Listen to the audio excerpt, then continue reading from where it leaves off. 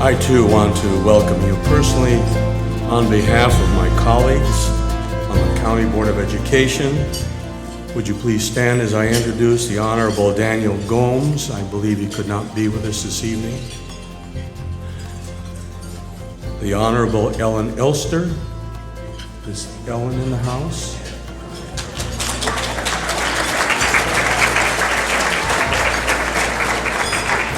Honorable Pam Mirabella and the Honorable Cynthia Rulli. Thank you. Thank you. And now please welcome me, or help me welcome our musical presentation for the evening. Excelsior Middle School.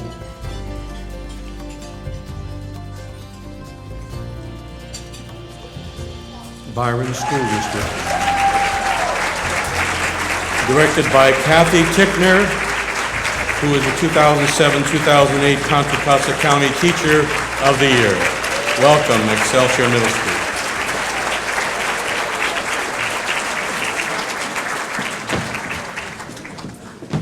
So I brought with me our Teacher of the Year, Jean Turner, and we really appreciate you allowing us to perform for you. Jean Turner is our Teacher of the Year. She teaches 6th grade, but more importantly than that, she designs our costumes for our production. So she is the designer as well as the seamstress for the costumes. So we are so appreciative of that.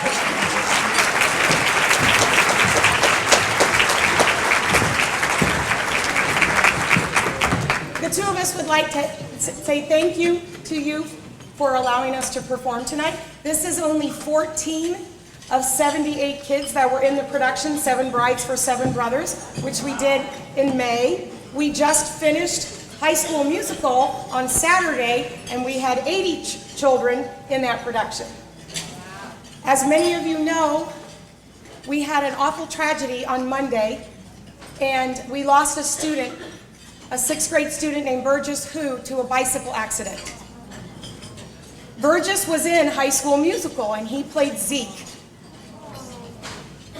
So our drama family has taken a slight hit. Our community has taken a slight hit, and our school has certainly taken a hit. But we could not have gotten through it without the support of the County Office of Education and all of our local schools who sent grief counselors immediately to our school and offered phone calls and support. And the biggest question, what can we do? How can we help you? And so on behalf of Byron Union School District and our superintendent, Debbie Burnett, I'd like to say thank you from our district to all of our local schools and the County Office of Education for helping us get through Monday. We appreciate that a lot.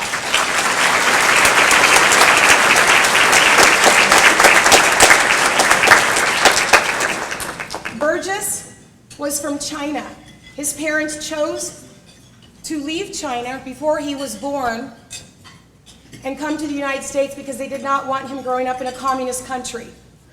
They came to the United States, and Burgess was born on September 11, 2001, shortly after the World Trade Center started to collapse. Burgess came our way in kindergarten and made a few trips back to China to learn Mandarin. He spoke fluent Mandarin and English, and graced us this year when he decided to try something different. He was the smartest kid in school, and he decided to try something different and try out for High School Musical. He was a wonderful singer, he was a good friend to all of us, and he left a deep dent in our hearts. The children tonight decided that they wanted to dedicate this performance to Burgess Hu. So as you watch the joy in their faces and the enthusiasm and the energy, please think of our pal, Burgess, in your hearts as these kids perform. Thank you.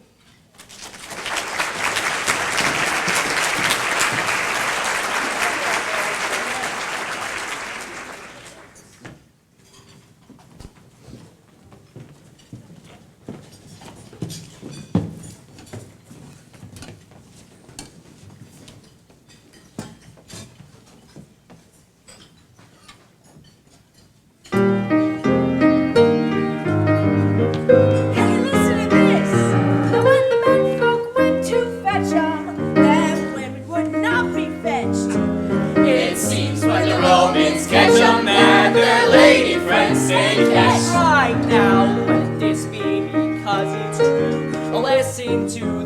likes of you treat 'em rough like them they're Romans do, or else they'll think you're attached. Adam, what would Millie say? We'll surprise her! Oh yes! And women was sobbing, sobbing, sobbing, weeping at sun. Them sobbing women Just remember what Robin Hood would have done. Sobbing women We'll be just like them, they're married men, and make them all married once again. and though there'll be a sobbing for a while, We're gonna make them sobbing with one smile.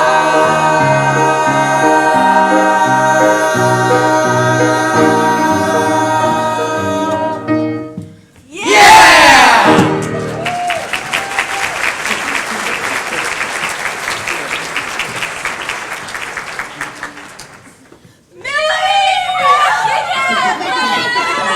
What have you done? You take these poor girls back at once, do you hear? we can't. There was an avalanche. I guess we'll just have to wait till spring thaws.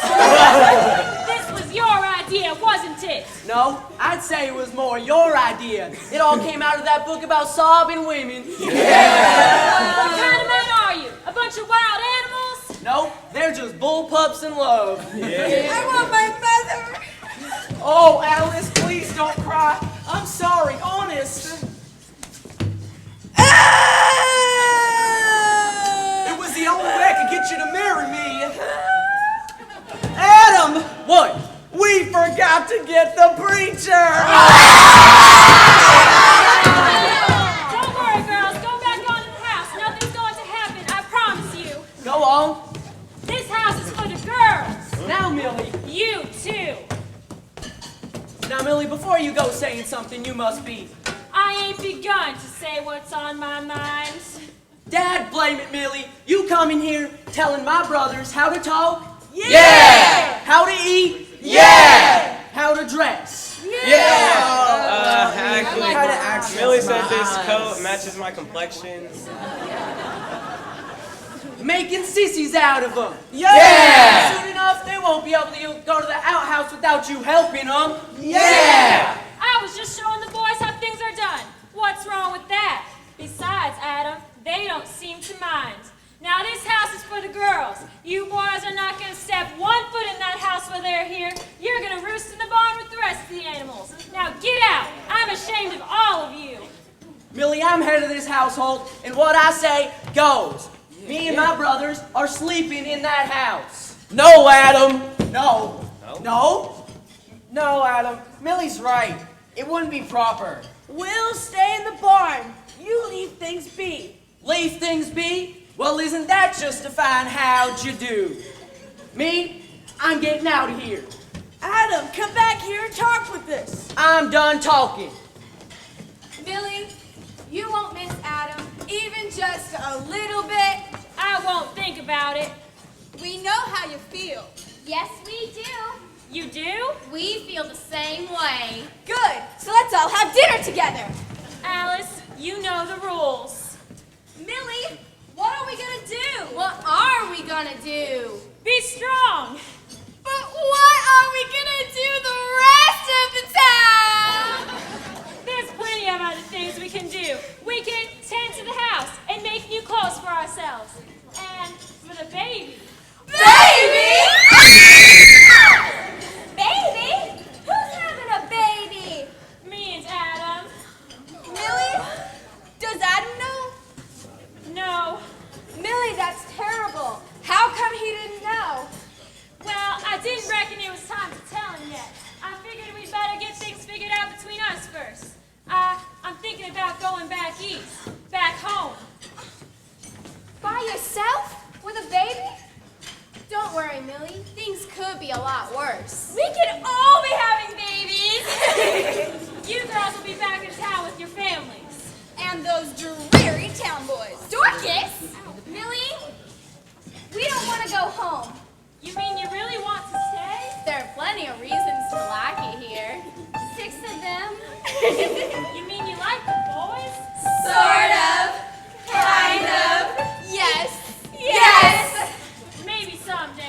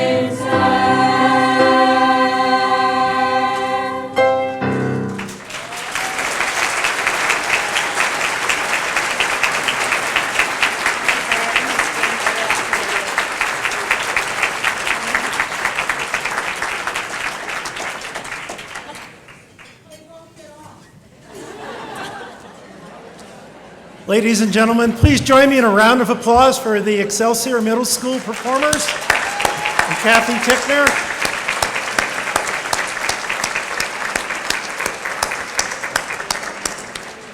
And I know our little friend Burgess is watching over us. What a wonderful performance. Now, our first round of applause for our 22 Teachers of the Year. Please join me.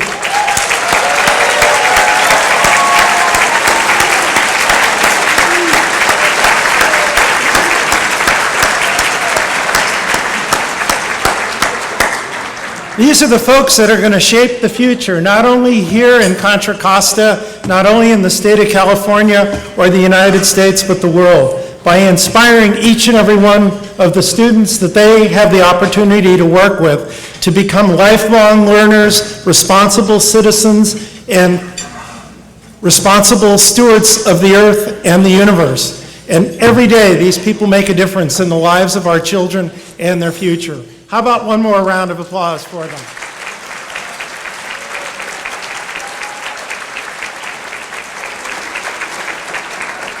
I'd also like you to join me in acknowledging family members and special friends of the Teachers of the Year who some have come many miles to be here tonight to honor their loved ones. So another round of applause for those folks as well.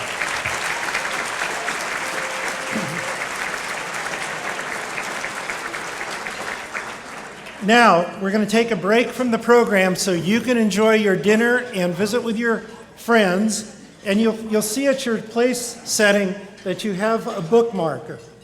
And what we have here are the top 10 principles of civility that this year's teachers have selected for all of us as responsible and caring adults to role model in our community for our kids and for each and every one of our students to participate in. And for this month, we're focusing on acknowledging others and listening. So during your dinner, I want you to practice that. I want you to acknowledge one another. I want you to be good listeners. And most of all, I want you to enjoy the evening. Thank you. Well, now, as you continue to enjoy your dessert, and I think this is now my 16th year that I'm missing dessert, but I don't show it, so it's okay. A couple things. We're going to continue with the program. I've been told that there are some folks that are actually taping the 49er game, so they don't want to know what's happening. But I do. So...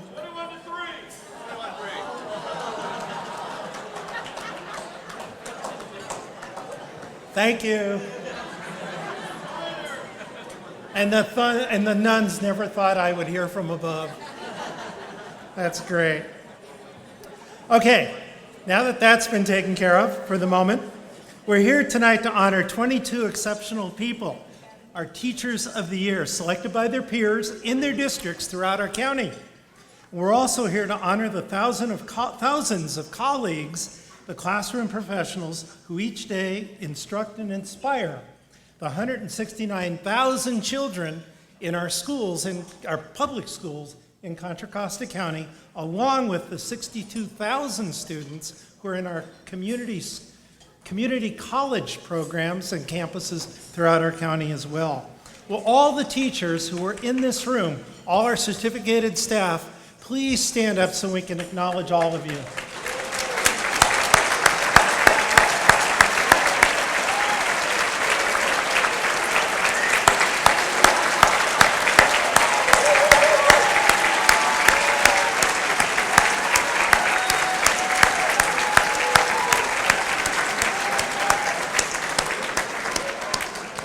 Now, let's show our gratitude for people who make our schools work. Superintendents and other administrators, both current and retired, school board members, principals, classified staff, community college, district people who are here this evening. Everybody, please stand so we can acknowledge you.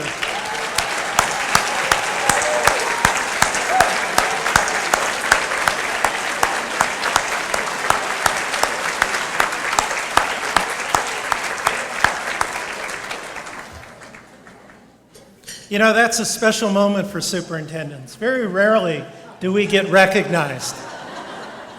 So thank you. And I'm speaking on behalf of all the superintendents who are present. Some of you know this, some of you aren't 60 or older yet, but Kaiser always requires a treadmill test when you become 60. So off I went when I was 60 several years ago. I took my treadmill, came back and got the results. Cardiologist said, "You're fine, but this is really a medical mystery. I didn't realize you're a superintendent. You shouldn't have a heart." True story. I'm still a Kaiser member. That was several years ago. And everybody should have a sense of humor, right? Speaking of superintendents, there's a few of us this evening who were not here last year that have come into the ranks as superintendents here in Contra Costa. And I would just like to have you recognize them. And also, we have a superintendent, I believe is here this evening, who will be leaving us very soon. Fred Brill, Lafayette School District, is going off. Fred, are you here this evening?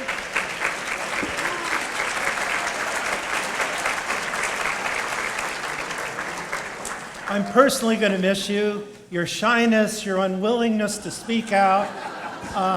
It's going to be so different without you. Actually, if ever there was an advocate for children and families in the state of California, if not the nation, it's Dr. Fred Brill.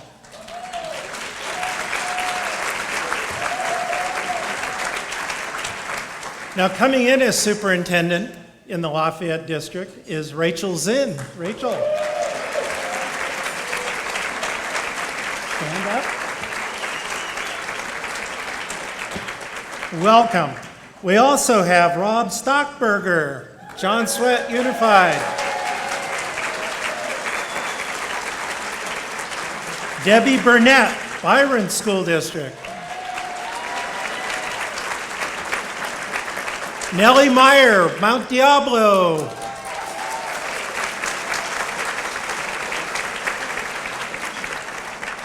And Nellie, please stay. And the board that may be here, let her do her work. Thank you. Dana Eaton, Brentwood, Union School District.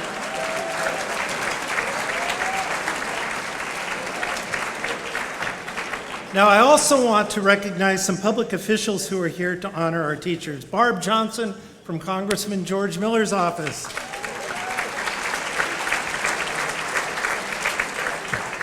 Karen Tedford from Assembly Member Jim Frazier's office. Karen.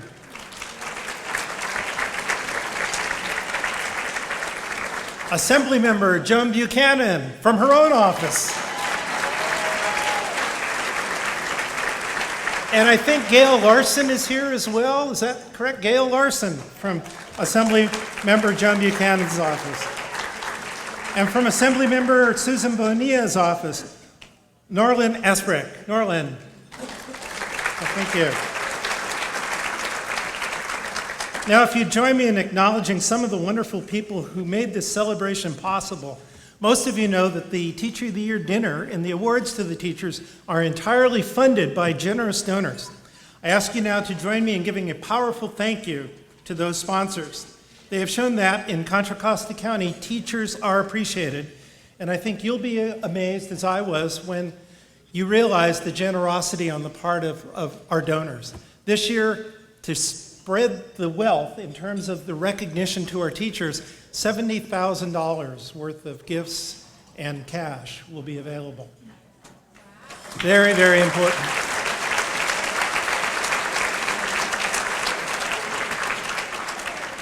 Now, last year we had a few teachers who forgot to cash their checks. So it's imperative that you cash your checks. And earlier at a reception for our Teachers of the Year, I suggested, I know how busy they are, if they would like me to deposit their checks, I'd be more than happy to do so. No one stood up and offered to give me their checks. But as I name our donors, the donor organizations who are present here this evening, let's just give them a round of applause at the end, okay? Our visionaries have donated $5,000 to $10,000 from the Contra Costa Times. Rick Redden is here this evening. Rick, thank you. Now, the extensive list beyond the Contra Costa Times, Allegro Copy and Print, Pete and Karen Smith. Again, they provided all the printing for the Teacher of the Year event throughout the year. Brandman University, represented by Evelyn Batchelor and Joyce Dillamore. Travis Credit Union, Eric Maldonado.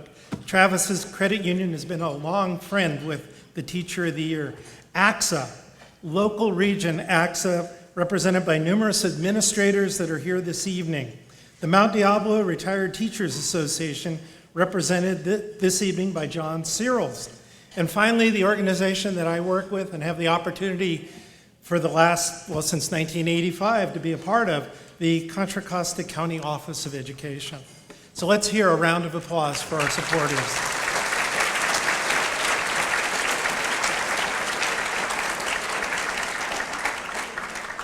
Now, the committee members and other volunteers who have worked so hard to make this evening possible, could you please stand so we could give you a round of applause? Thank you. Thank you very much.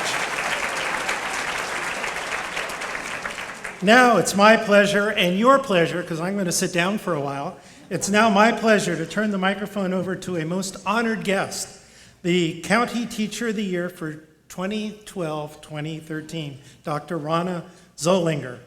Now, Rana has done a superb job representing Contra Costa County teachers, not only in the state, not only in the nation, but in the world. This year has been the first time, I believe, during the year that our reigning teacher has had the opportunity to represent us beyond the United States. And she got to go to a favorite place where I often tell my grandkids around Christmas time, you better be good, I've got them on speed dial. So please join me in welcoming Dr. Zollinger.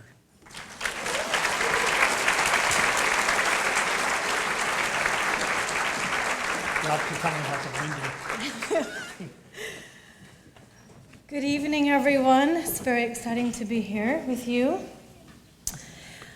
As Joe said, 2 months ago, I stood on the top of the world.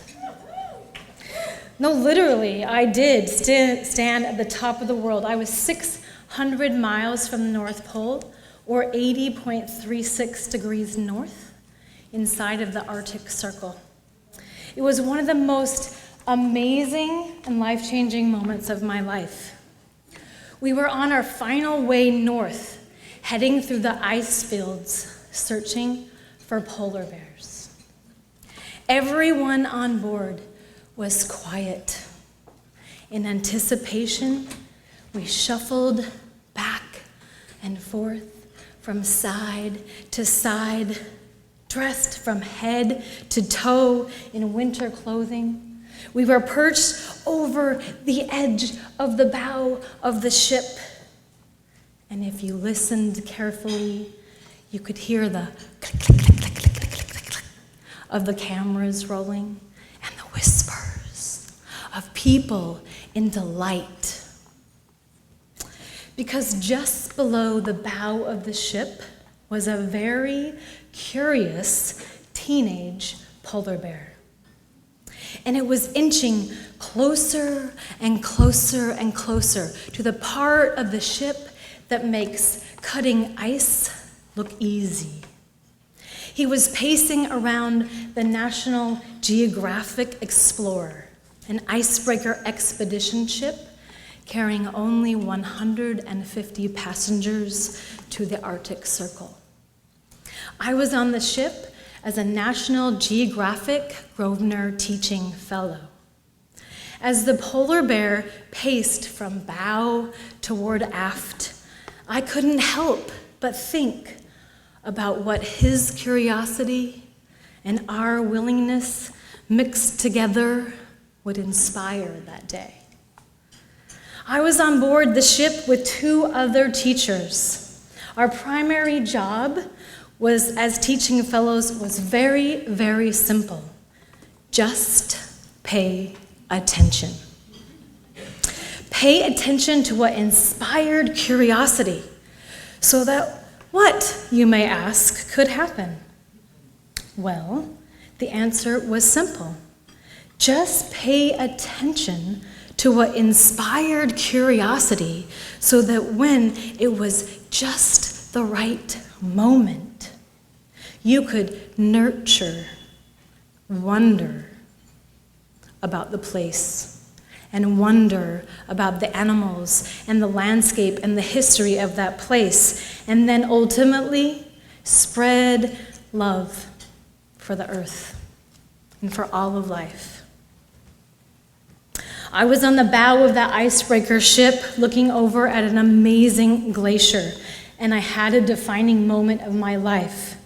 I looked all around me, and all I could see was beauty. The beauty of crystal white ice, and the sky blue glaciers, and the dark, cold water was so exquisite, and the rapture of the Arctic ice fields filled my every pore. And I said to myself, wow, I could never have imagined that it would be so beautiful. And then I remembered the moment that one of my own very students said the exact same thing to me. He was a quiet, long-haired, sort of like this, covering young man. You could barely see his eyes, and when he talked, he spoke in a whisper, and he looked down at the floor. Cristobal started my program, New Leaf, in 11th grade, and his transcript was littered with failing grades. And I wondered, how will Cristobal ever graduate from high school? But as soon as this first week of school ended, I knew he was somebody to watch. Because whenever I asked for volunteers, he was the first one to raise his hand. He volunteered for the dirty jobs in the creek, and the long teaching days at the elementary school, and the rainy weekend city and coastal cleanups, and the opportunities to work side by side with park rangers. And he quietly asked, "Can I go on that backpacking trip?" Eventually, Cristobal just started hanging around after school. He was listening silently in the corner of a room to the planning meetings that I was having with community partners. And finally, I asked Cristobal, "Why do you stay? Isn't this boring to you?" And he said, "No, I'd like to know what's going on." And so then, of course, I took that as an opportunity to ask him to come along. And slowly, behind shorter and shorter hair, his eyes began to look me focused in the eye. The first time that Cristobal made a sentence in front of the whole class, it was completely quiet. You could even hear the texting going on behind my back. And the first time I took Cristobal to the Pacific Ocean, you see, he was born in Mexico. And when his family brought him here, he was almost never allowed to leave Martinez.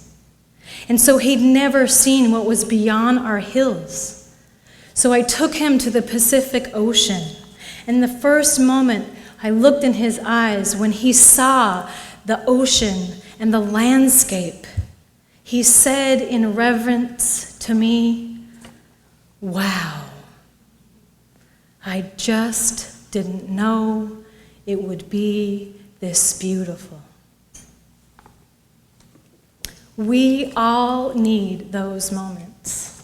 We need those moments where the world is so beautiful and so clear that we stop and we breathe.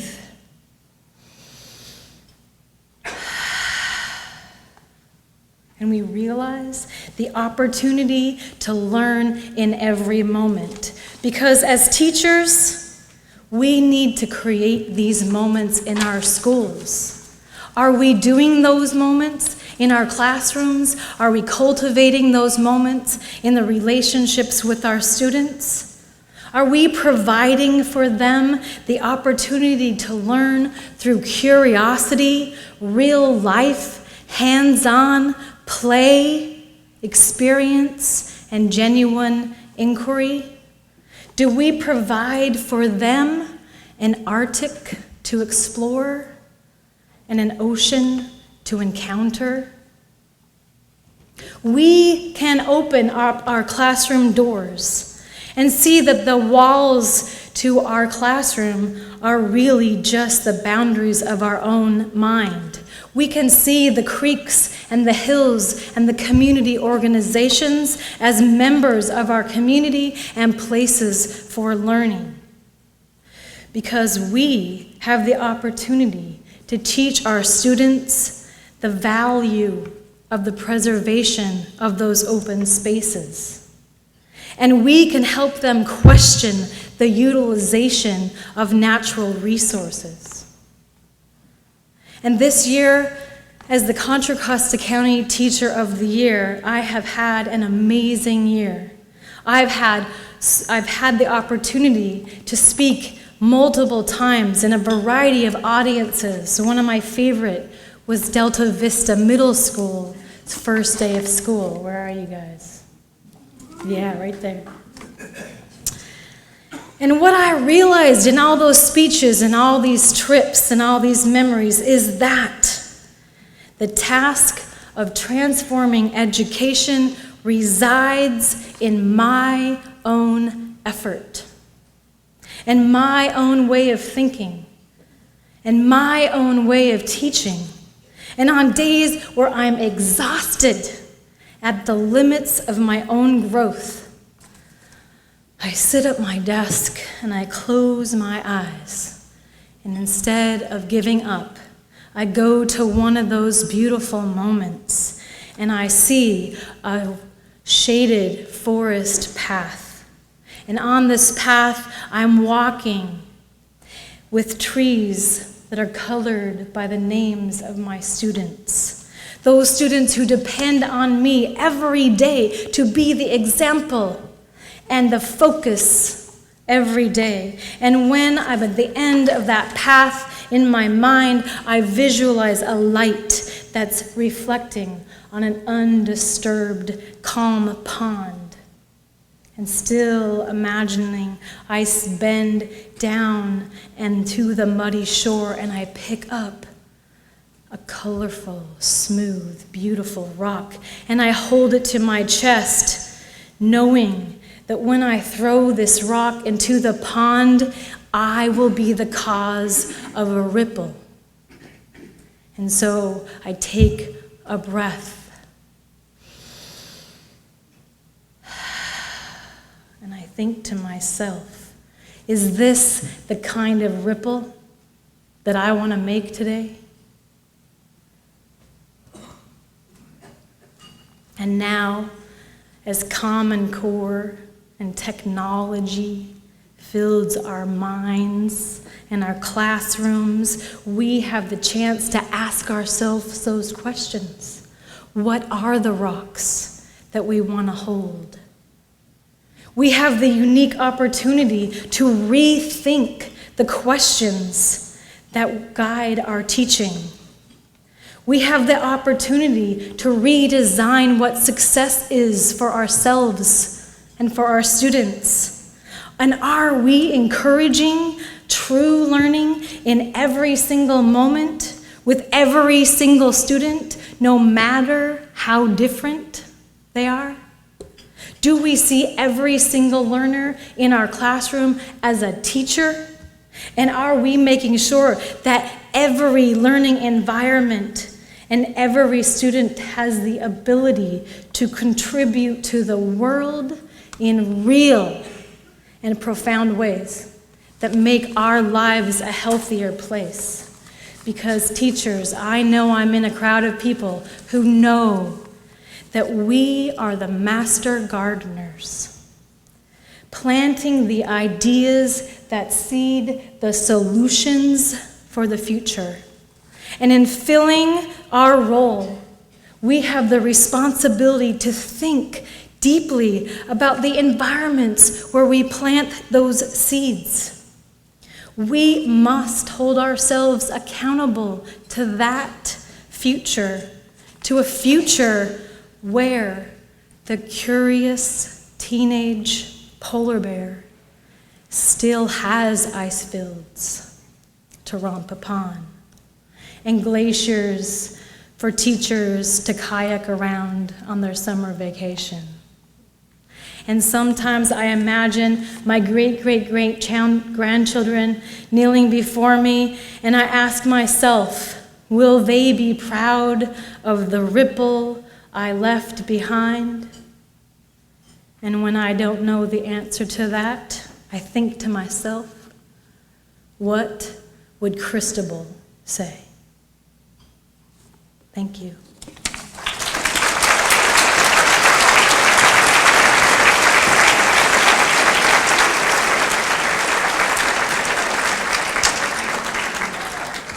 Sure glad I get to follow her after that. But I've got 22 Teachers of the Year to support me. Well, thank you very, very much.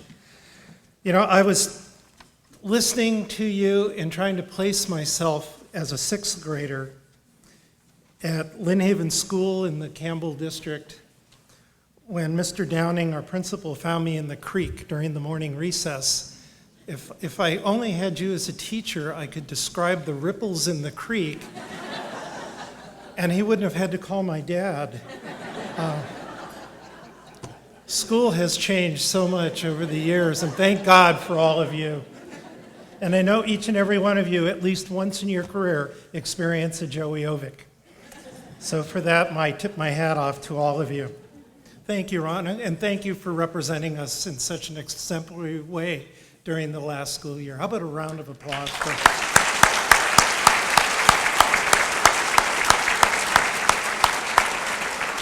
There you are.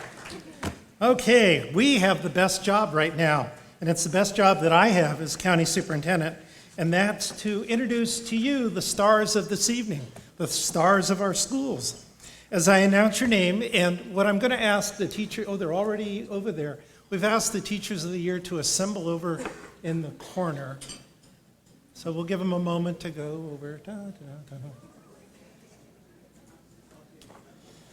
You know what I learned from the trip to the Arctic Circle that our Teacher of the Year took?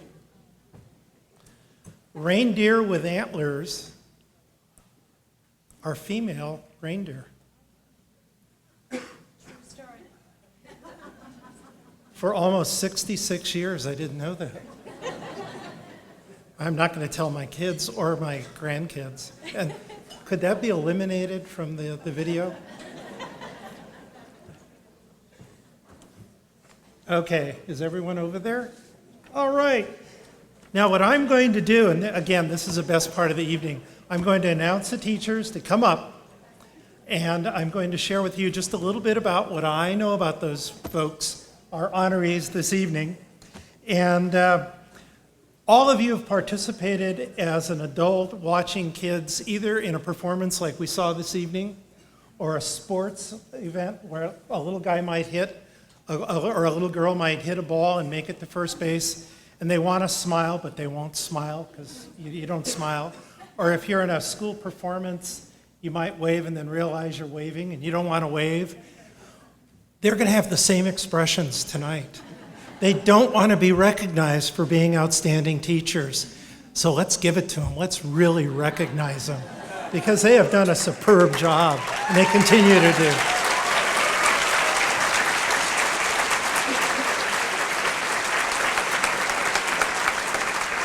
That's great. All of you know what I was describing. We've all seen that. We're going to see it tonight. And we're going to see it for the first time in Sandy Ball from Walnut Creek School District, Parkmead Elementary. 13 years of teaching, and she continues to be an outstanding teacher. And the key to her success is she looks at the total child, not just academic performance. An outstanding educator. Thank you so much. Thank you. Thank you.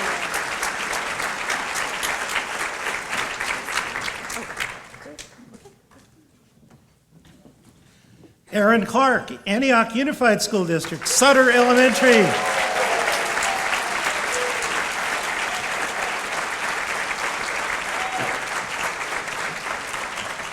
Aaron's kids were involved in literature, and what they were doing was listening to a story and trying to draw connections to real life.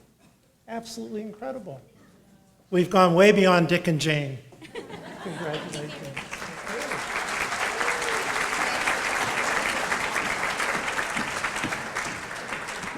Lloyd Cornwell, Liberty Union High School District. Liberty High School.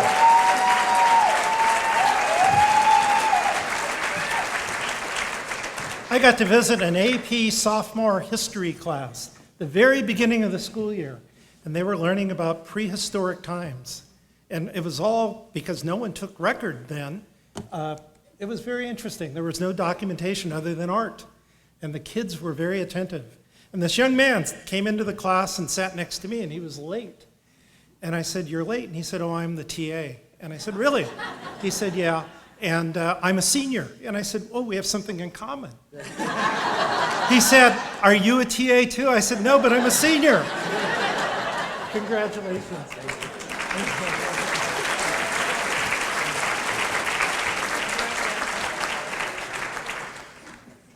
Sherry Diesler, Community College, Contra Costa Community College. There you are, of course. Communication, speech. I mean, truly, the bridge to a better world is to be able to communicate effectively. And when you look at what's happened in our world in terms of the rich diversity we have, communication is so important. Here's the woman for 38 years, you must have started teaching as a teenager, who has made a difference in so many lives of people, young people and adults in our community college system, and for that we thank you.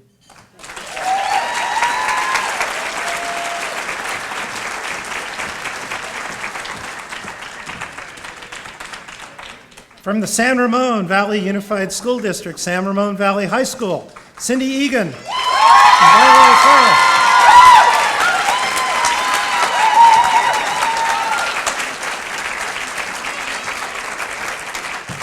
A civil engineer who found her way to education. I mean, it's wonderful. Tonight we're recognizing women who are scientists and engineers.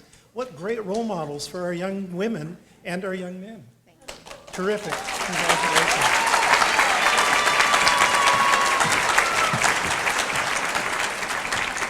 Her introduction to engineering class. Here's an interesting question. What's going to replace the internet? It's going to happen. Cooper Howard, Lafayette School District, Stanley Middle School, 12 years of teaching.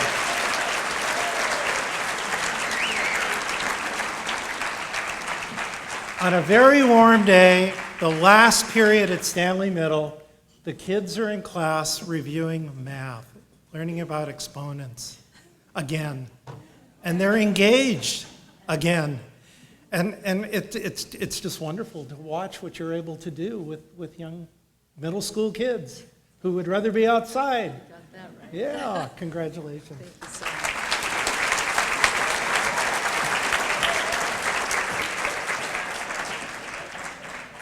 Lois Slaza, Knightson Elementary School District, 15 years.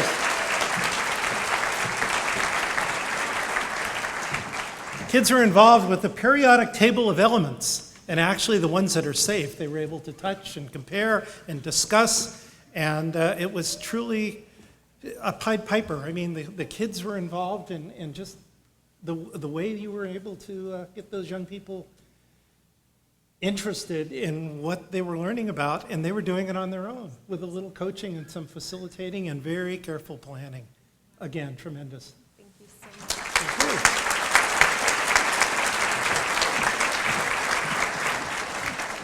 You know, I say this every year because some folks don't realize this, but on a regular school day, a teacher, regardless of the grade level, has at least 1,500 personal contacts. A touch, a tag, a raise of a hand, a spitwad flying across the room, whatever it might be, the hearing of texting. So when the teacher, your spouse, your significant other, your son, your daughter, whatever the relationship may be, when they get home, leave them alone. If you love them, pour them a glass of wine. If it's been a real rough day, a glass of scotch. We got to love these people. Consider what they do every day. And they're with our most cherished resource as a nation, our children. So love them and show them by staying out of their way for a while. Beth Levine, West Contra Costa Unified School District. Monovan Mayer Elementary School.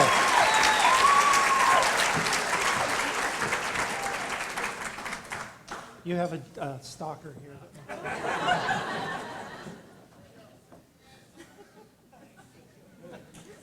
Again, working with children in so many different languages, coming in to her classroom on a regular basis and teaching literature, teaching them language, teaching them how to communicate with one another and to be respectful not only of themselves but the others that they work with and they play with and they enjoy. Outstanding job, Beth. Thank you.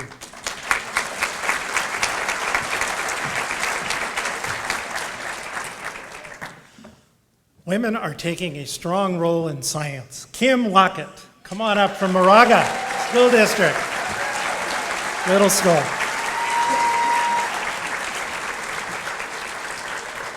So much has happened over the years on the campus that you know that Kim has played a part in. From what's in the vending machines at the schools, the food that the kids are eating, the recycling that's occurring, a tremendous job, and she does it very quietly. She has a great command of the students. She has the support of the district. She has the support of the staff. And daily, they're making a difference for the kids. Thank you. Thank you.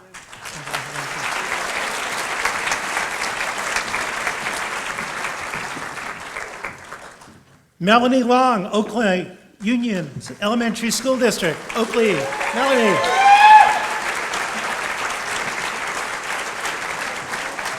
Delta Vista Middle School, 6th graders this year.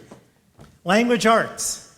She asked each of the students to have a notebook, to bring a notebook, notebook, to do a journal, a regular journal.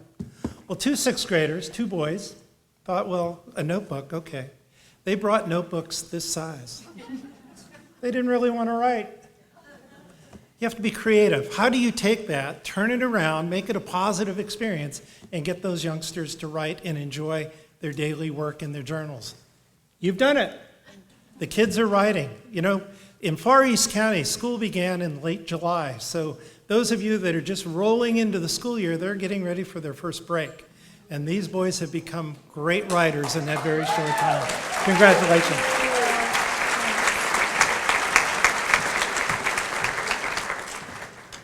Orinda Union School District, Therese Long, Sleepy Hollow Elementary.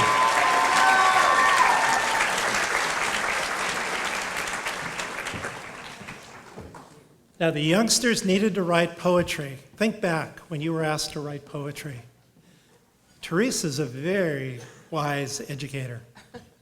She had them write on a subject matter that they know very well. They had to write poetry about themselves. And they were doing it. Congratulations. Thank you.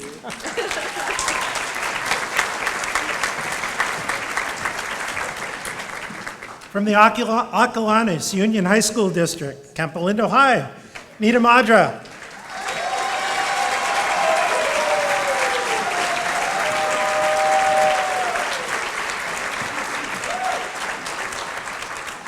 How did you get the entire district to be here? Wow. Great to see everyone.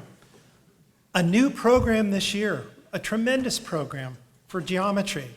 Not only can a student take geometry, but if they feel they need a little help, they understand it, but maybe just some self-confidence, there's a supplemental elective that they can take. And it's the first year that they've offered it. I happened to visit the class. The kids were delighted that they had the class.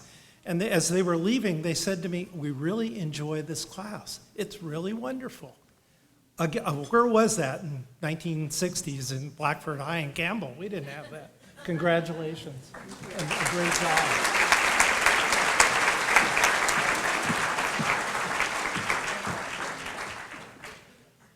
From West Contra Costa Unified, Kennedy High School, Steve Manini, art.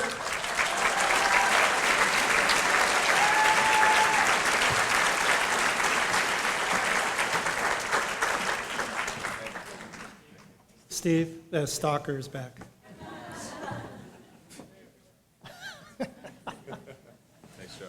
Now, those of you think Kennedy High School, hey, Kennedy High School is a thriving school. There was a time where there was lots of graffiti in that neighborhood. Art teacher.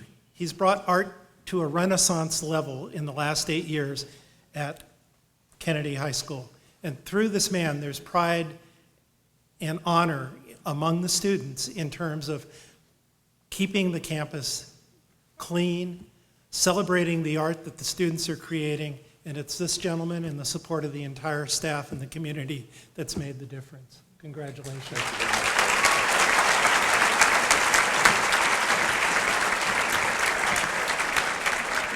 See, I told you they won't take credit for anything, you know? But that's a good leader, like Joe Montana. Jennifer Martinez, Contra Costa County Office of Education, Clinical Medical Program.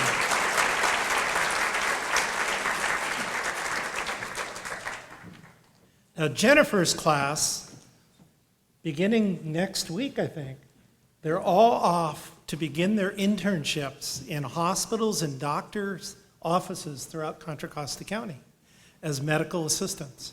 And the day that I was there, well, first of all, I walked in, and there was a skeleton next to me. And I said, is that the last superintendent that visited your class? I better be nice today. What the young people were doing was going through the litany, the steps that you ask a patient before the doctor comes in, and to do it in such a way that the patient realizes that you're comfortable, you're at ease, so they should be at ease, and as they're gaining that information, they're either recording it on a keyboard or taking notes, and it's everything from blood pressure to why you're in today, what is the discomfort, to is there abuse in your household? And how do you do that and do it in a positive way to protect the rights of the patient and also the future of the patient? Students were very attentive, a little nervous, because they'll be going out into the world next week and doing this as interns. And Jennifer is an individual who has done this for many years, is a practitioner herself, and we're lucky to have her in our agency and in our community working with these folks that want to become medical assistants. Thank you.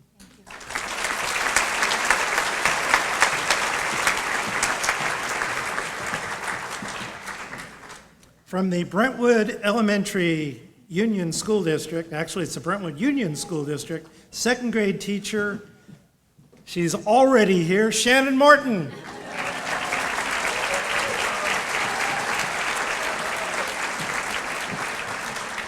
Now I'm going to embarrass Shannon just a little bit. When I arrived at the school, they asked, do you know Shannon, Mrs. Morton? I said, yes. And they said, oh, did you meet her at the reception? I said, no, I met her, I think, about 3 weeks after she was born. Those of you who have been in the county for a long time remember Dr. Johnny Welton and her, Shannon's mom, Sharon Welton, who taught for many years in the Oakley School District. Well, Dr. and Mrs. Welton are here this evening, and they're Shannon's mom and dad. And Johnny and I taught together a long, long time ago. So congratulations. She has a very active group of youngsters. She has several Joey Ovics in her class. But she's extremely good, and the kids just truly love her. Vincent Pizzullo, John Swett Unified School District. Music.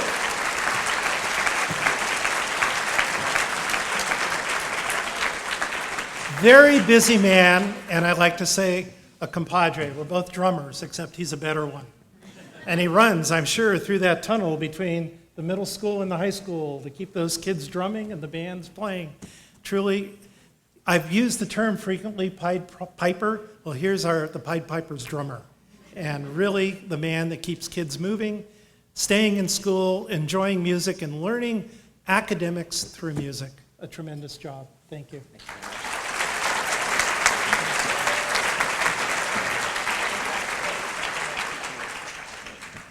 Shannon Pritchard, Mount Diablo Unified School District, Monte Gardens Elementary.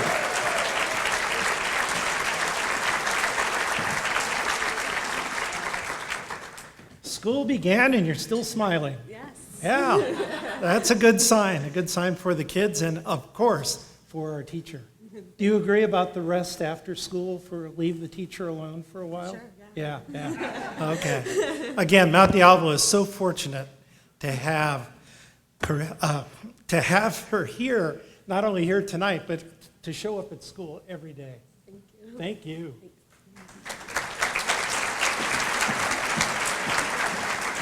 You know, all the kids want to know, when will our teachers be on TV?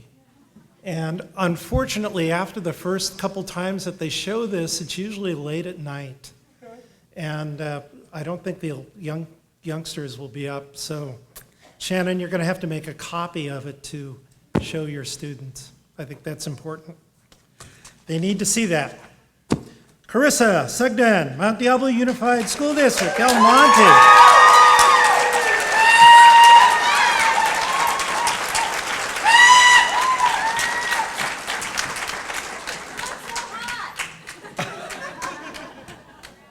Now, I arrived the day before school was to start. Every desk, 34 desks, I think I counted 34 desks, had books, all the materials the kids needed, and there were students from the prior year and also students from lower grades who may be coming in the next couple of years to help her get ready for the school year. And that didn't include the drop-ins as well. Those were the kids that just happened to be in the neighborhood and wanted to come by and say hello. Outstanding teacher. Congratulations.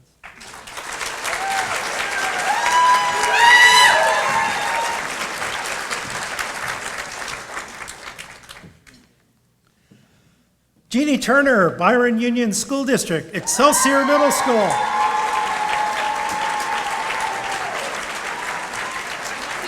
You see that? All of Byron is here tonight.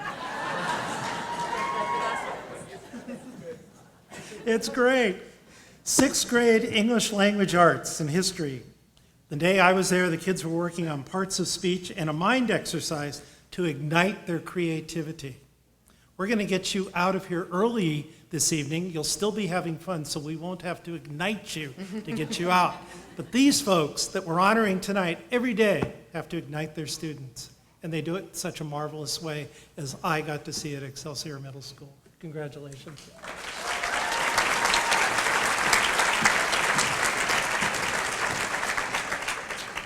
From Pittsburgh Unified School District, Miranda Vique Langabong.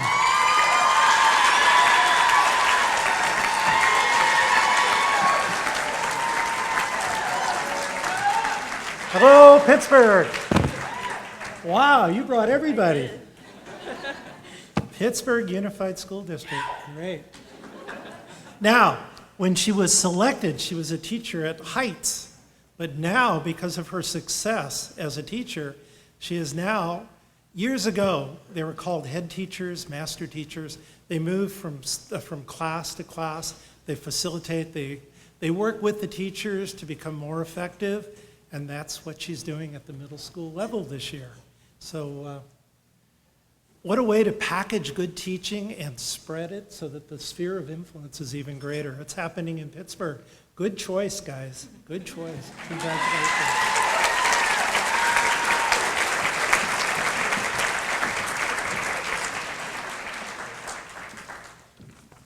You know, that was quite a day, the day that I visited for me personally, just go off script just for a moment. I visited Sutter that morning, and at Sutter, the principal there was a former student of mine. And I thought, wow, I am getting a little old. And then I went over to Foothill, where my wife, who had passed away about 5.5 years ago, taught. And the principal who came to greet me there, is Mr. Molino here tonight? Yeah. He came up and he said, hi, Dr. Ovick, I just want to introduce myself. I was a student here, and when I was a student here, Ellen Ovick was one of our teachers. So it tells you that our community is very close-knit, that even though there are 7 states that have fewer students than we do here in Contra Costa, we are a family of educators. And I think that's real important. We need to thrive with that family and let the family do the good work that they do.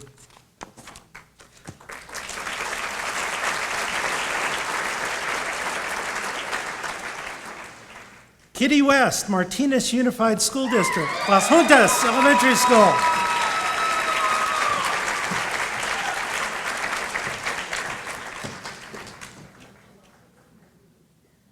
Well, that was nice. She wanted a handshake. You know, the more you learn about Kitty, I think it was in Peter Pan, or maybe it was, Tinkerbell's, the fairy dust that she drops and makes things better. This lady drops learning dust. And in such a way, kids magically want to learn. From what I've heard about this person, you are special. And we are very fortunate to have her on board as one of the Educators of the Year here in Contra Costa County. Congratulations.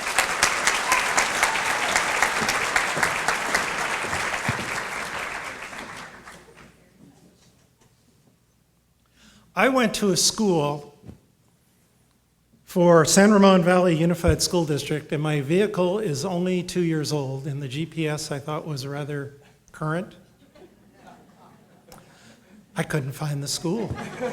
It didn't show up. And I'm a geography minor. But as my children remind me, who are adults, Dad, when you were a geography minor, everyone thought the world was flat. I had to call the school to find out where it was. My office had to call the school. A 2-year-old car. San Ramon Valley Unified School District, Live Oak Elementary, Nicholas, self-help.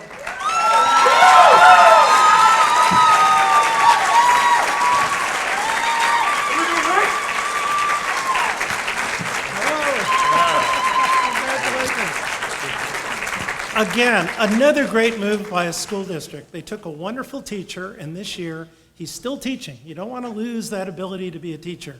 But he's also working with kids and staff beyond his classroom in the area of technology. And he's giving the kids the opportunity to create, not to create for them. It's just wonderful. I'm a technology dinosaur. Here's the future of technology right here.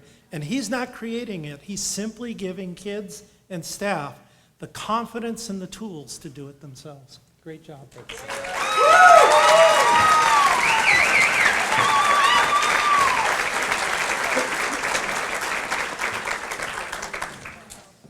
Well, I'm going to look over there. Hopefully no one else is sitting over there, because those are the notes that I brought with me.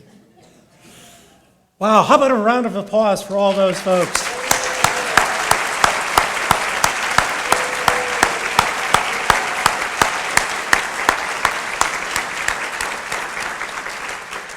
Let's do it one more time, but stand up. Let's give them a standing ovation.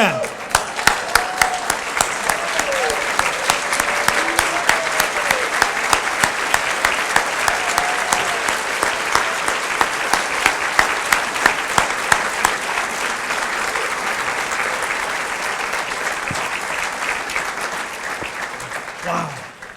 Thank you. Okay, 4 of these Teachers of the Year have been selected by judges. I am not a judge, including educators from the universities, the K-12 system, representatives from business and the community, as finalists for the title of Contra Costa County Teachers of the Year. They will be each introduced by one of their students, and then they will describe what they have learned from their students.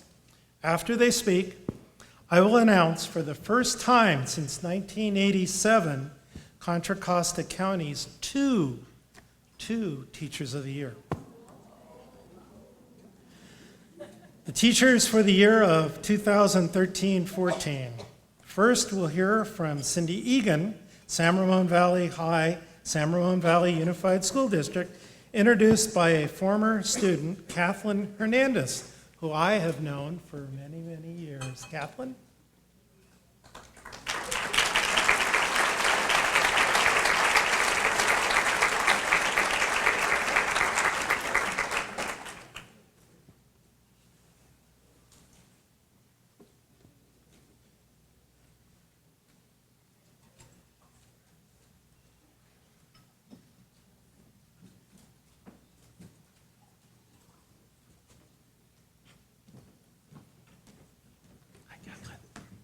step away, okay? Good evening. I'm lucky in that I've had many remarkable teachers over the years, but Mrs. Egan is right at the top of my list of favorites. Even though she teaches AP Environmental Science, her students wind up learning so much more than facts about conserving energy, the danger of overfishing and littering, and the importance of being environmentally conscious. Everything Mrs. Egan does, projects, in-class activities, labs, and her famous trips to the creek, encourage teamwork, responsibility, and accountability. No matter what else was going on in my life, I could always count on Mrs. Egan's class to boost my spirits. Her sunny enthusiasm, her engaging lectures, and her senses of humor, fun, and adventure never failed to make science class the highlight of my day. One of the things I'll never forget about Mrs. Egan's class is an assignment she gave us on the very first day of school. Despite the fact that we were in a science class, she asked us to come up with a list of 3 personal, non-academic goals we wanted to accomplish this year. Periodically, as the year progressed, she passed back our lists so we could refresh our memories and internally track our progress. More than that, she remembered what each of us had written. One of my goals was to write a novel, and I was always so touched when, as I charged out of her room to race across campus to choir, Mrs. Egan would give me a quick hug and ask how my writing was going and wish me a happy weekend. To me, that little assignment she gave us epitomizes the core of who Mrs. Egan is as a person and a teacher. Test scores aren't the only things that matter to her, far from it. She wants her students to succeed, and she does all she can to make that happen. She involves herself in the hopes and dreams of each of her students as individuals. She asks questions, she cares, and her students love her for just this reason. Ladies and gentlemen, it is my honor to present Cindy Egan.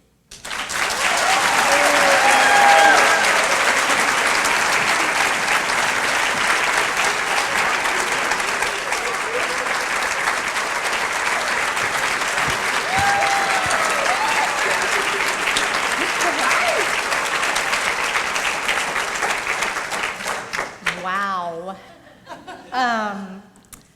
You need to remember that young woman's name. She is going places. She's a playwright, an author, soon-to-be teacher, and I think someday a bestseller. So keep that name in your head, Caitlin Hernandez. Thank you, Caitlin.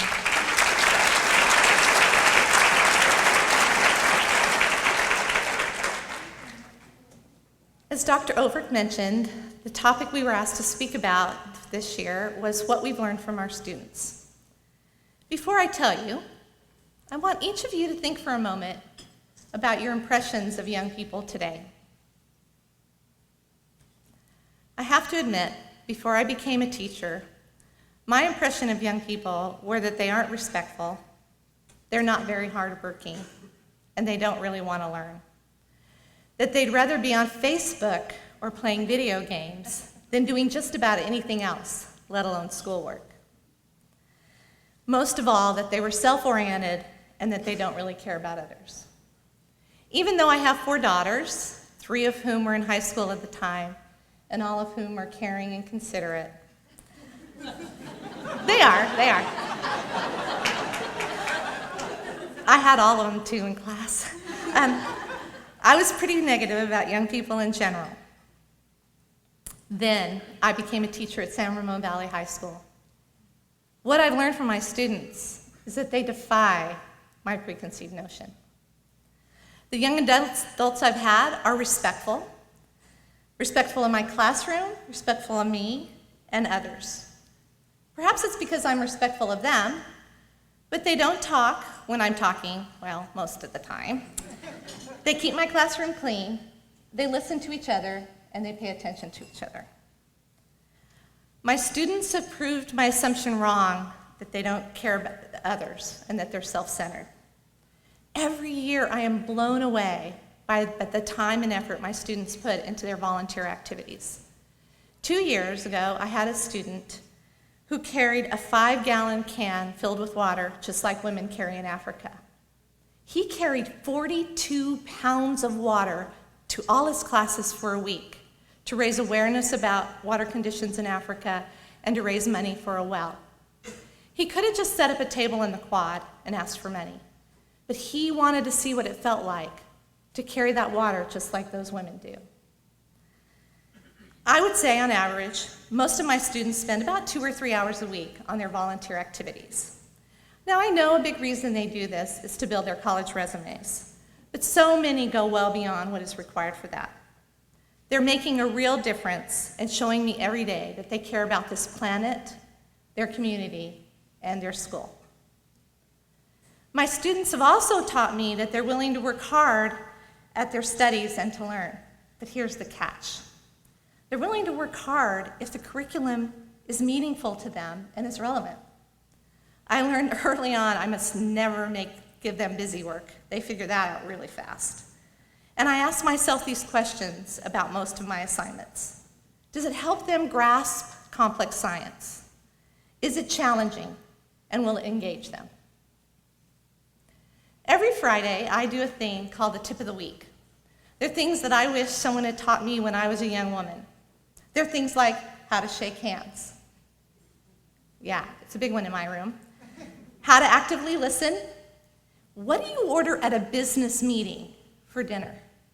Not spaghetti.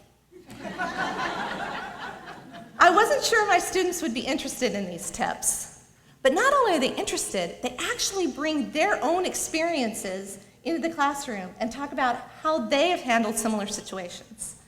My students really appreciate these tips, and years later when I run into them, they always mention how much they've helped them. I think we all worry that this generation of young people won't be able to communicate unless,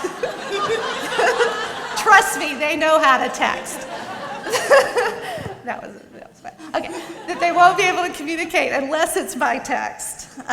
From my previous career as an engineer, I can tell you that as a managing partner, we let a lot of people go because of their poor communication skills. So I know firsthand how important it is to communicate well. I'm pleased to report I have not had a single student use LOL in a writing assignment. I asked them to do a lot of writing and present it in front of the class. We spend a lot of time on how to do effective presentations, another tip of the week. And I've learned that when students are excited about what they're talking about, they do a really good job. Every day, I learn from my students that they're caring, thoughtful, and hardworking.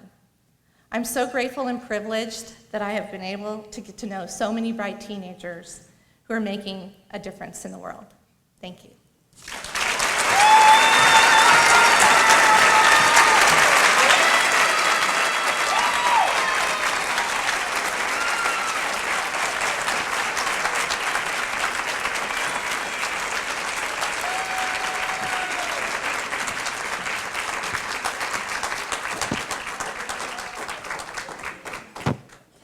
Cindy, thank you, and Caitlin, thank you too. Beth Levine, Montavon Manor Elementary, West Contra Costa Unified, is going to be introduced by former student Noemi Chavez. Do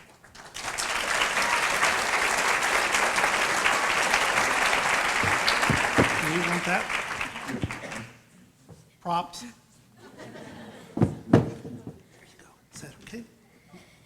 Good evening. My name is Noemi Chavez, and I'm in the 6th grade. I am happy to be here tonight to introduce my 4th grade teacher, Ms. Levine. Last year, I scored advanced in all categories on the California State Test. That would not have been possible without the help of my 4th grade teacher, Ms. Levine. Ms. Levine encouraged me to love the outdoors as much as she does. She made it possible for me to spend a whole week at the Point Reyes summer camp. Ms. Levine is also the school coach for a Girls on the Run club. She makes running so much fun that I signed up for 5 straight seasons. Ms. Levine is a very special teacher, and I am very glad that I was lucky enough to be in her class. She means a lot to me, and I will never forget her. Thank you.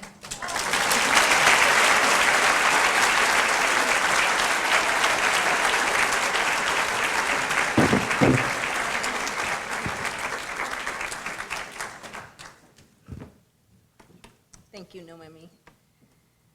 Good evening. Having a few moments to share with you what I've learned from my students is a great honor. I decided to focus on 2 critical aspects. the importance of relationship, and the need for persistence. My students have taught me that in order for them to learn, I need to know and understand them. Taking the time to cultivate relationship is essential and at the heart of my teaching. Nell Noddings, a prominent thinker about the importance of caring in education, defines education as a constellation of encounters, one of those 1,500 moments of contact. I appreciate that phrase because it perfectly describes my days in the classroom as I take every opportunity to connect and learn about my students.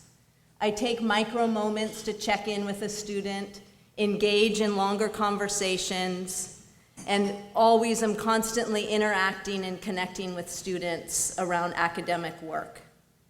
My constellation of encounters help the students connect to learning. For example, one day, one of my students who was not always completely engaged with the curriculum eagerly shared with me about the upcoming birth of her baby brother. Knowing this, I encouraged her to write her story, and she described beautifully the moment she heard about her baby brother, and specifically asked me to translate it into Spanish for her mom to read. This shows the value of taking the time to understand what was most important to this student and connecting it to the curriculum. I also learn about and from my students by creating extended time inside and outside of school with my students and their families. Last year, I organized 2 weekend field trips to Muir Beach and the Oakland Museum. As we toured the California History exhibit, Jorge and Enrique were intrigued by the maps of the explorers and carefully examined the artifacts from the gold rush. Knowing what interests and motivates my students allows me to guide and connect them with the curriculum on a daily basis. They also teach me that creating a classroom community allows them to learn successfully. They show me that learning is truly a social process, and their engagement increases more than 100-fold when working together. Another quality that I learned from my students is persistence. During the past 14 years, I have predominantly taught struggling readers. When you are in 4th grade and reading at a 2nd grade level, many have already integrated a feeling of failure. They don't expect themselves to succeed and are looking for failure around every corner. They have taught me, though, to not give up on them and that they can shift, easily actually, to becoming determined to succeed. One of my favorite memories from the last school year was during so-called silent reading. Adriana, Mayfay, and Jennifer were huddled in a small circle reading the same chapter book together, asking questions, clarifying meaning. This was not the expected form of silent reading. However, these 3 girls had exceptional social skills, and Adriana had refused to read anything longer than a picture book at the beginning of the year. I knew they could be successful if they worked collaboratively, which turned out to be true. They went on to read many books together and built their confidence to read independently as well. My students teach me to start where they are, find their strengths, modify all my strategies so that they work for them as individuals, and to not give up on them. As I was studying for my National Board certification this summer, I came across this quote from Carl Jung, which summarizes what I have learned from my students. Quote, "One looks back with appreciation to the brilliant teachers, but with gratitude to those who have touched our human feelings. The curriculum is so much necessary raw material, but warmth is the vital element for the growing plant and for the soul of the child." Unquote. I have learned that relationship, caring, and persistence is what is most important in supporting learning for my students. Thank you very much.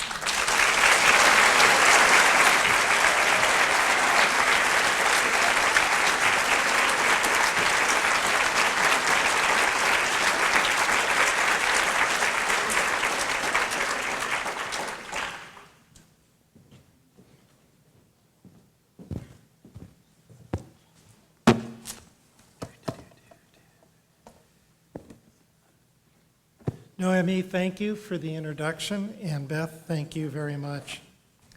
Carissa Sugden, El Monte Elementary, Mount Diablo Unified School District, introduced by former student Aaron Baker.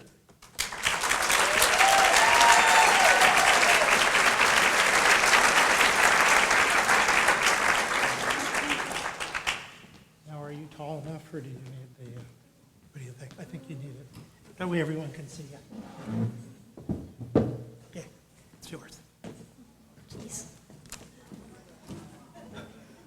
Hello, my name is Aaron Baker. I was a former student in Miss Sugden's class. I want to tell you a little about Miss Sugden that most other kids or adults don't know. Before I tell you about her, let me tell you a little about me. I like to have fun. Sometimes I like to have fun in class. Ask any of the kids in my class, someone would say, "That crazy Erin, she always makes me laugh." Sometimes this fun and laughter makes it hard for Miss Sugden to teach. Miss Sugden has a lot of patience when kids are being disruptive. If I were her, I would yell at all the kids, but she doesn't do that. She talks to them and helps them understand why they can't misbehave during class. I know because she has had to talk to me several times about this. I had a tough year last year. I learned a lot of things the hard way, but what most people don't know about Miss Sugden is that she never gave up on me. She never treated me differently, and she always expected the best for me.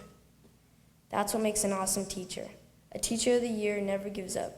She helps students see how important learning is and always giving her best. Miss Sugden never gives up and always does her best. And now I'd like to introduce you the most patient teacher I know, Miss Sugden.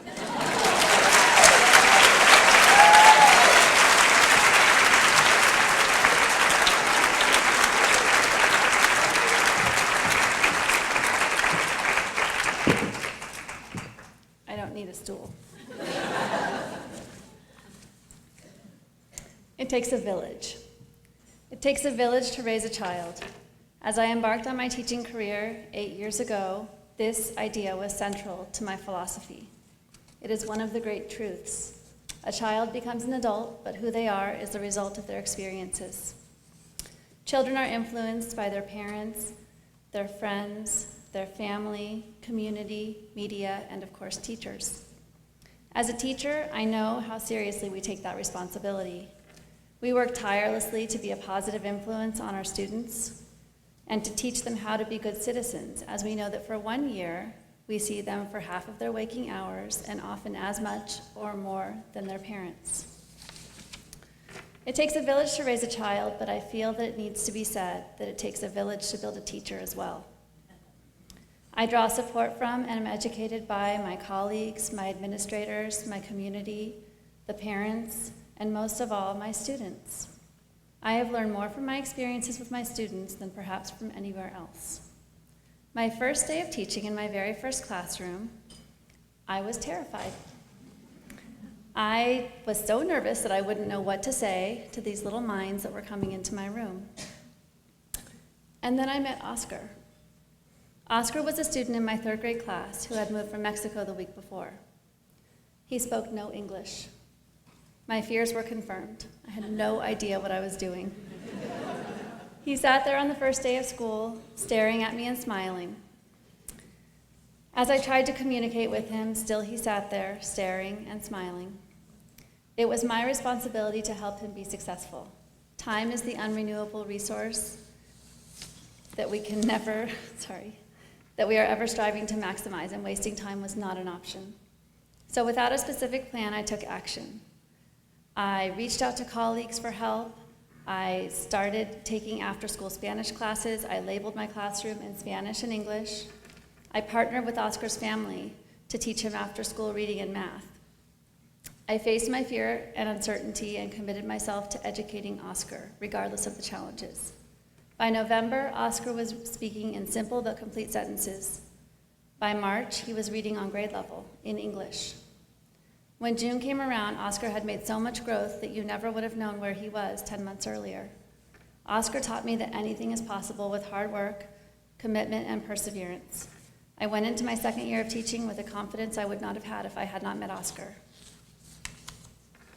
In my third year of teaching, I met Alyssa. Alyssa was an academically successful third grade student who started her own peer tutoring program.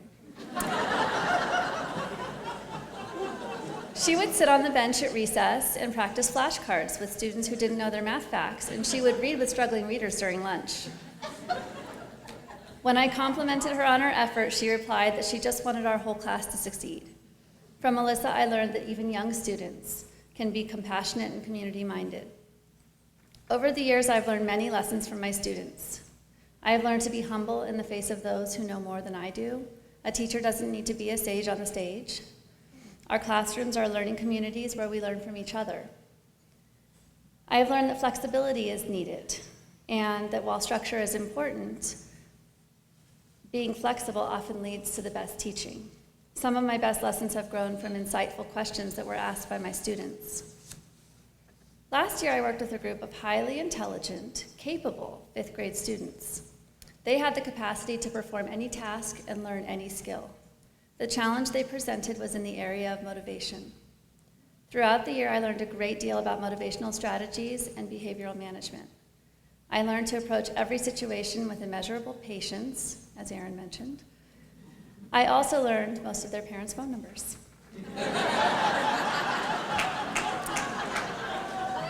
When I look back on my teaching career so far, I know that I would not be the teacher I am today without my students. I would never have taken Spanish classes if I hadn't met Oscar, and that is a skill that I have used with countless others. I would not have implemented the peer tutoring element of my teaching if I hadn't met Alyssa. Without meeting my fifth grade students from last year, I would not have such a large toolkit of motivational strategies and behavioral tools. Each group of students teaches me a little bit more about what will make me a great teacher. The students guide me, but it is my responsibility to act. When I see a need in my classroom, I have to seek out the training and strategies to address the need. I have to work to see the lesson in the moment and have the patience to take every exchange as a learning opportunity. I am so thankful to have had so many wonderful students as teachers over the years, because it takes a village to build a teacher, and my students have made me the teacher I am today.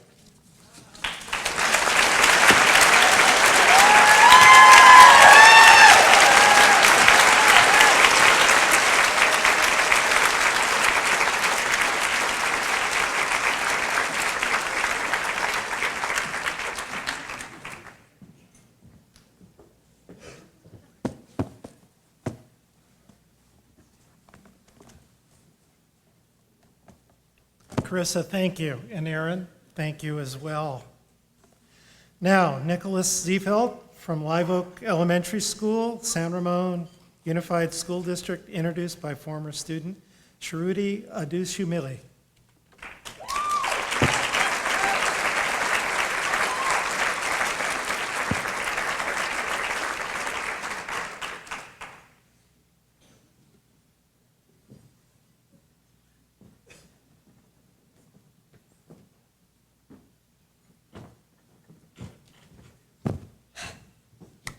Hi, my name is Shruti Adusamili, and I'm a 7th grader at Windmere Ranch Middle School in San Ramon.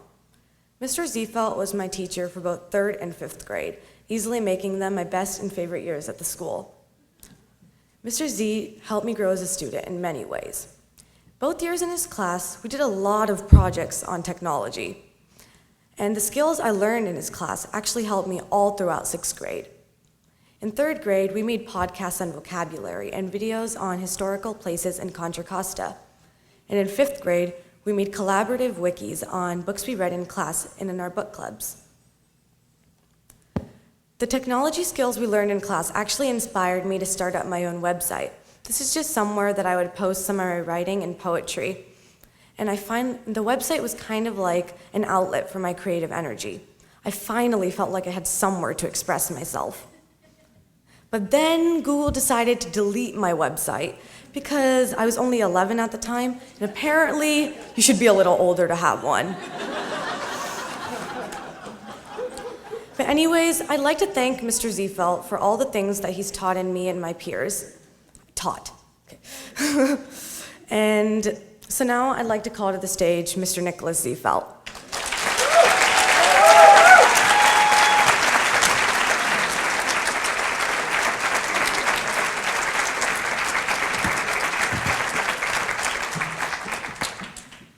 Good evening. Before I begin, I'd like to share how much pride I feel as Shruti's teacher. She's changed so much since she was a third grade student. She's gone taller, but she's also brilliant. When I look at her right now, I know that she can become anything that she wants when she grows up with time and with work. It was a beautiful introduction. I'd like to say, please give her another round of applause.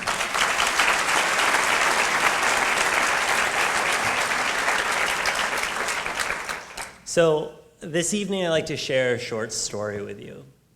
It's a story about the power of a whisper.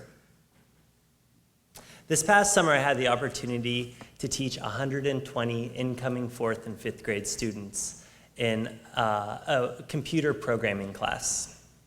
I hope to show each of these students that they could learn a programming language and one day become an engineer at a place like Google or at Apple. So for this class, I decided that my students would be making a website from scratch using HTML, the programming language that most websites today are built upon. HTML is a precise jumble of numbers and symbols and letters.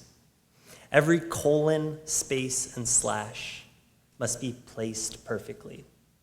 If even one is incorrectly inserted, the entire code fails, and instead of getting a website, you get a big, disappointing blank screen. I worked with these 9 and 10-year-olds for a few days, and it became overwhelmingly apparent. We were going to learn as much about tenacity and perseverance as we would about computer programming and website design. So I had this kid in my class, and his name was Justin. I want you to picture a 9-year-old version of Facebook CEO Mark Zuckerberg. Picture a kid with flip-flops, shorts, a hoodie, a short mohawk on the top of his head. A kid who loves technology, but only topically. Somebody who has never had the opportunity to delve deep, tinker around, and figure out how something actually works. That's Justin. Alongside his classmates, Justin struggled with the assignment. He would come up to me on a regular basis, and he'd say things like, "Mr. Z, I've looked at every single line of my code, and I swear it looks perfect, but it's not working. I think my computer's broken." And after a few of these interactions, I came to a realization. Teaching a 9-year-old how to program a website is hard. You know, I began to question why I even assigned it. I wondered when the challenge would become too much, when they would begin to lose interest. Heck, my own HTML code that I was writing only worked a fraction of the time in front of the kids. And yet, they remained engaged.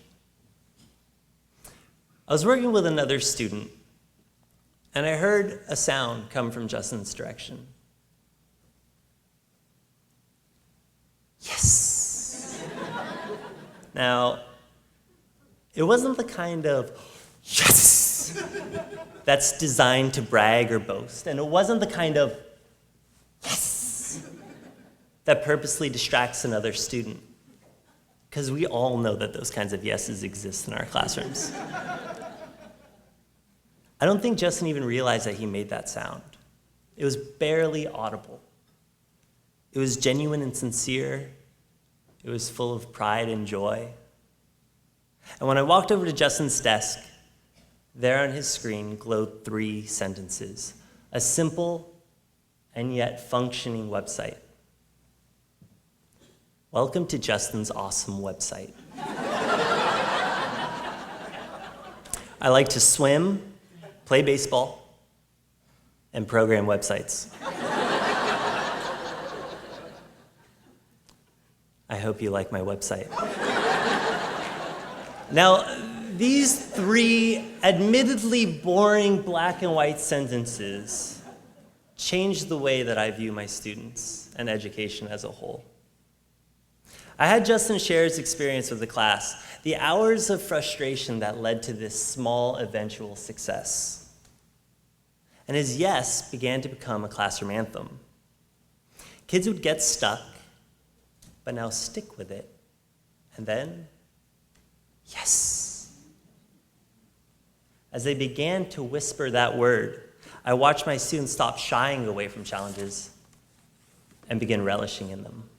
I'm so happy I had the opportunity to work with those kids this summer. They taught me about the power of inspiration. They made me understand that no matter what you teach, kindergarten to calculus, as educators, we have the power to kindle new passions in our students, to give them opportunities to find those moments where they cannot help but whisper yes under their breath. They taught me that students reflect a teacher's genuine excitement to learn and be curious about the world. I taught them HTML not from a lectern, but in the trenches alongside them, literally learning as I went. They saw me become frustrated when my code didn't work. They saw me get a little crazy and sincerely overjoyed when it actually did. It doesn't matter if you're learning about the web that Charlotte spun in 3rd grade, or Jay Gatsby and the extravagances of the 1920s in high school. When teachers are genuinely engaged in their curriculum and actually excited to learn deeper about it, their students will follow suit. When students have the opportunity to whisper yes under their breath, it's proof that we have reached them. The learning that preceded it will stick with them long after they leave our classrooms, and that, in my mind, is the purpose of the work that we do every single day from August to June. To chase those elusive whispers. In the moments where they whisper yes, we succeed in impacting their futures. I learned a lot about HTML this summer, but I'll never forget Justin's whisper. Thank you so much.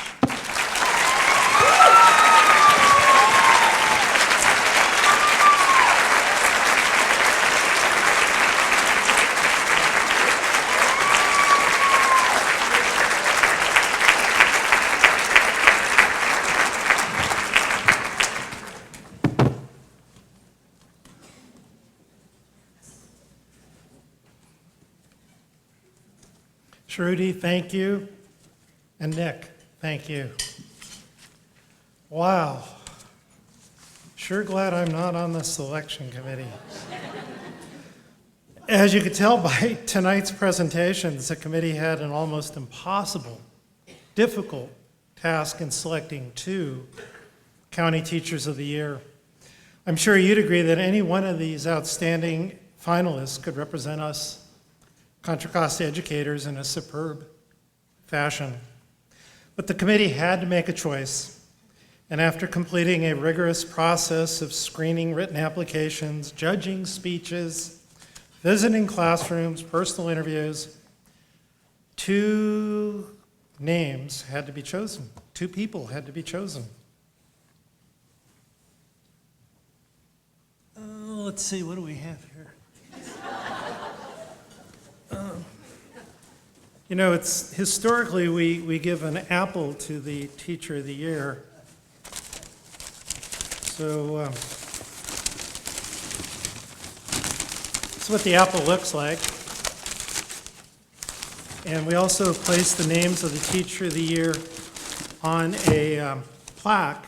But because we have 2 Teachers of the Year this year, we have 1 plaque and it's staying in my office for the year, out in front, out in the lobby. Because we can't use Common Core money for another plaque.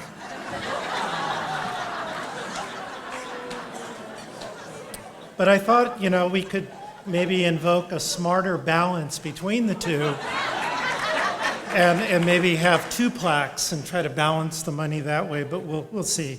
We'll work something out. Nevertheless, the committee had to make a decision, and a decision was made. Yeah, being an educator for as many years as I have, I really don't like knowing who the winners are because I could be easily paid to reveal the names. But what I'd like to do now, and actually for me this is the most difficult part of the evening because darn it, all 22 of these folks are wonderful teachers.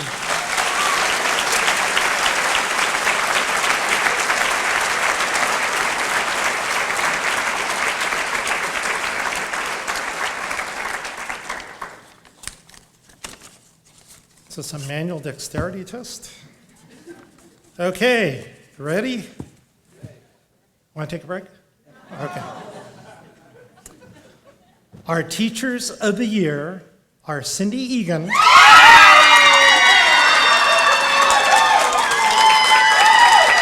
the San Ramon Unified School District and Beth Levine of West Contra Costa.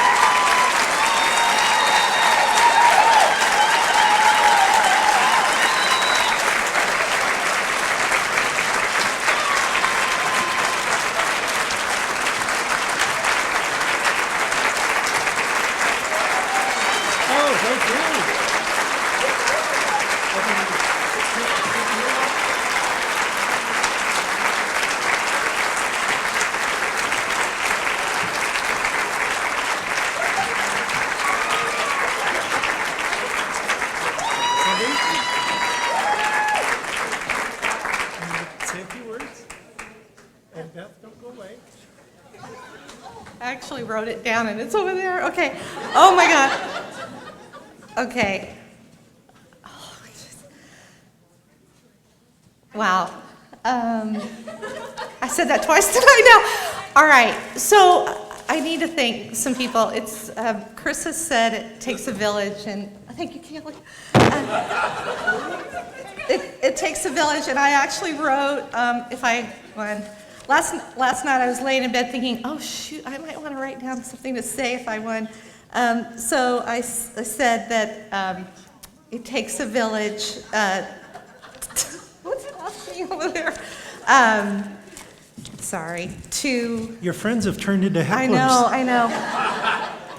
Let's just get on with it. I want to thank my husband. He isn't here, he's in Pennsylvania. My father-in-law's very ill, and that man is beside me in everything I do, and I can't, he's supported me leaving engineering, and he's been with me at everything I take on, which is more than I should. My daughters, who provided solicited and sometimes unsolicited advice as students in my classroom. I became a better teacher. To Joe Ianora, who hired me, I went in to see if I could tutor and walked out with a job offer. And I kept saying, I'm an engineer. And he said, I know. And I said, biology? Really? To Sylvia and Alicia for helping me get through my first year. And Sylvia brought those boys in, and she laid the law down. They were my challenging boys. Oh my gosh. To my family for loving me and supporting me. To Darlene and Cynthia for my comrades at Sustainable Danville, who helped me walk the walk. To Carol for all the love and support you've given me to help me with my speeches, with getting through every day when I come to dinner and can't believe I've gone through the day I've had. To Phyllis and Penny, who make me laugh all the time. And Ruth, thank you for all the support you've given me this last year. It's been amazing, and I'm so honored. I'm so honored. There's so many. I actually really didn't believe I was going to win because there's so many talent. Nick, I'm just like, oh. So, thank you. Oh my God.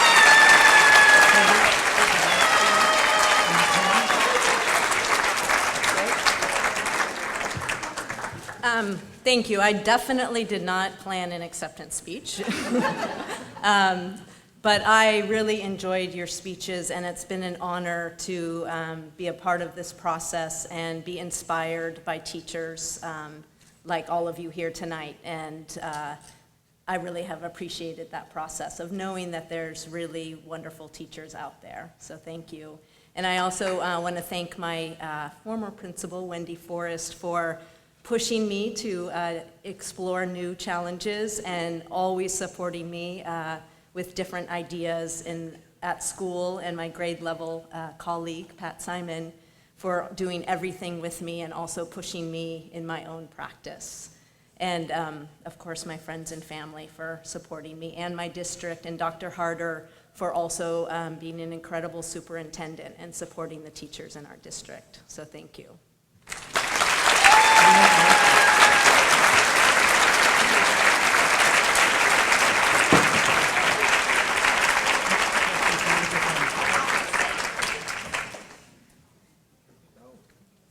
Congratulations. You can go. How about a round of applause for our Teachers of the Year?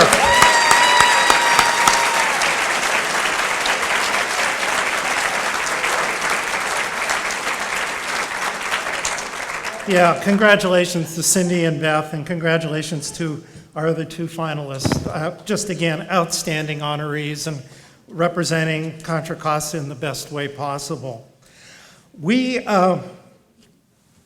You need to know this because this is extremely important. The air dates of this event, and you can fast forward my portions, on CCTV, Channel 27, Friday, October 4th at 8 p.m., Saturday, October 5th, 11:30 a.m. and 8 p.m., Tuesday, October 15th at 9 p.m., and hopefully you'll be able to enjoy the viewing this coming Friday, October 4th. And once again, get to see our wonderful Teachers of the Year.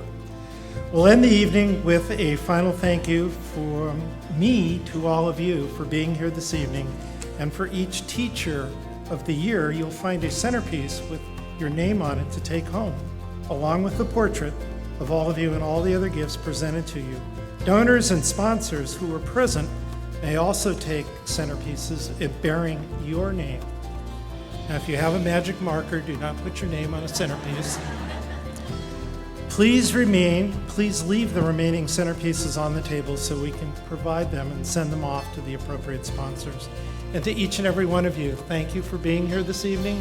Thank you for supporting our teachers. And most importantly, thank you for supporting our children. Have a pleasant evening.